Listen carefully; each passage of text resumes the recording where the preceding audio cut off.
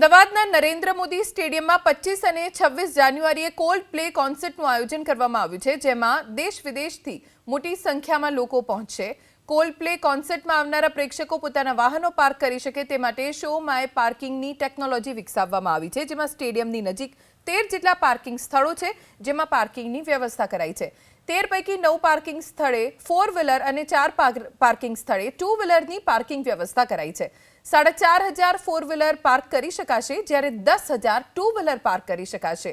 2 wheeler પાર્કિંગનો charge 150 રૂપિયા અને 4 wheeler પાર્કિંગનો charge 500 રૂપિયા રાખવામાં આવ્યો છે। શો માય પાર્કિંગના બારકોડના માધ્યમથી પાર્કિંગ બુક કરાવી શકાશે। કોલ્ડ પ્લે બ્રિટનનું એક મ્યુઝિક બેન્ડ છે, જે દુનિયાભરમાં કોન્સર્ટ યોજી મ્યુઝિક પીરસી રહ્યું છે। યંગસ્ટરમાં તેનો ખૂબ ક્રેઝ છે। કોલ્ડ પ્લે 2025 યોજાનાર છે।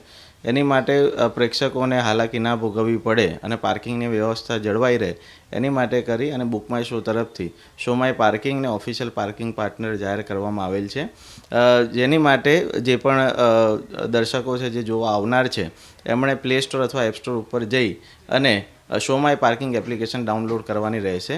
એની અંદર સેલ્ફ એક્સપ્લેનેટરી બધા સ્ટેપ્સ છે, જેનાથી એ લોકો એમના વ્હીકલના પ્રકાર પ્રમાણે 2 વ્હીલર અથવા 4 વ્હીલર પ્રમાણે પાર્કિંગ બુક કરી શકે છે।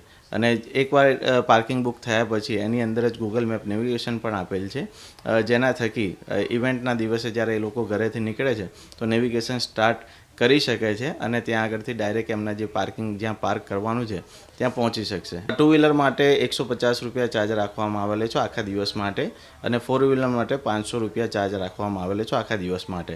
આના સિવાય જે અમુક દૂરના પાર્કિંગ લોકેશન છે ત્યાંથી ફ્રી ફેરી શટલ સર્વિસીસની સુવિધા પણ રાખેલી છે। એની માટે પ્રેક્ષકોને 1 પણ રૂપિયાનો વધારાનો ચાર્જ ચૂકવવાનો રહેશે નહીં।